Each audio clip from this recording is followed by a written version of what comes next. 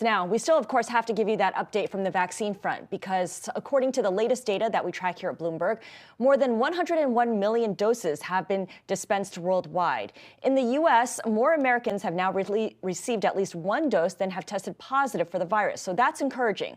But when will we begin to see the impact of continued vaccinations on the spread of COVID-19? Bloomberg's Tom Keene and Francie Lacqua spoke with Johns Hopkins University senior scholar Amish Adolja. Let's take a listen. What happens is you'll start to have parts of the population immune, and that makes it much more difficult for the virus to spread. So when you've got a population that is 100% susceptible, moving from 70 to 50 or whatever combination that is, that's going to make it harder. So I do think we will start to see benefits, even with the hospitalizations, actually, especially because of the hospitalizations, because many of the people that are the early vaccinees are people who live in nursing homes, people that are elderly, that have high-risk conditions, and that's really what's driving hospitalizations and has been from the beginning. So I do think we'll see a respite in the hospitals. All of this is really contingent on us moving fast, though. We don't want that South African or Brazilian variant, which may be a little bit more difficult to deal with, to really take hold here. So we've got to accelerate significantly and keep ahead of it. We are getting better statistics, even in New York, folks. I saw a headline of better statistics on cases, deaths, on hospitalizations. Is it a pause before a wave, or can you say there's true hope in the goodness of these statistics?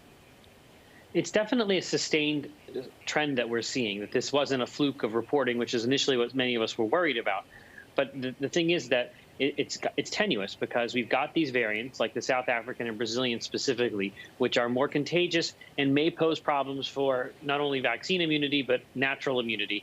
And the vaccine works well against those. They will be in terms of preventing serious disease, preventing hospitalization, preventing death, but it doesn't seem to be as effective at preventing infection. So we've got to stay ahead of that, or you will see cases rise, because the variants that are more contagious just by natural Darwinian principles are going to come to dominate eventually.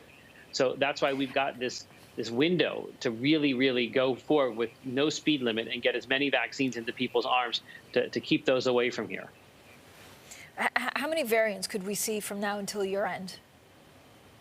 It's impossible to count because this virus has been making new variants all the time. It's just that only a few of them have reached a level where they're garnering headlines. And those are the ones that change the function of the virus. And most variants, most mutations don't. But at least the UK, the South African, all of those, the Brazilian, the Californian variant, these all have some differences in them that either pose an issue for the vaccine in some way, not serious disease or hospitalization, but in preventing infection, and have definitely been shown to be more contagious. So this is going to be something that will continue as long as we've got spread, as long as we've got over 100,000 cases occurring every day in the United States. You're giving the virus ample opportunity to spin off new variants. So the best way to stop variants is to actually get control of this virus through the vaccine and through those simple common sense measures we've been talking about since the beginning of masking and avoiding crowded and congregated places, washing hands. What I'm confused about, Dr. Adolja, is that I can't really make out what's scientific evidence and what's mudslinging amongst European world leaders, right? So we had France saying that the UK is now reckless. They say, they're taking a jab at the way that the UK is proceeding, which means that you get a Pfizer vaccine, but you have to wait 10 to 12 weeks to get the second jab. I mean, what do you know? What's the right way of doing this? So ideally, we want people to get the vaccine and then get the first dose and the second dose on the approved schedule. So 3 weeks for Pfizer, 4 weeks for Moderna. But we know that that's kind of not necessarily always going to be possible in an emergency situation. And it's important to remember that you do get protection after the first dose of the Pfizer vaccine, probably about a week or so. We don't know how long it lasts. We don't know how durable it lasts because the trials were done on a single dose regimen. But when you get that second dose, you're still going to get the same benefit. You don't have to start over. So if the second dose is delayed for whatever reason, you'll have that period of time where we don't know how long that first dose immunity is going to last. And obviously, it's not as robust or strong as having 2 doses, but it is not. It's not nothing. And we do see benefits in the clinical trial after 1 dose. So I think the goal is to keep people on the schedule. But if there is a delay, it's not the end of the world. We don't have to restart.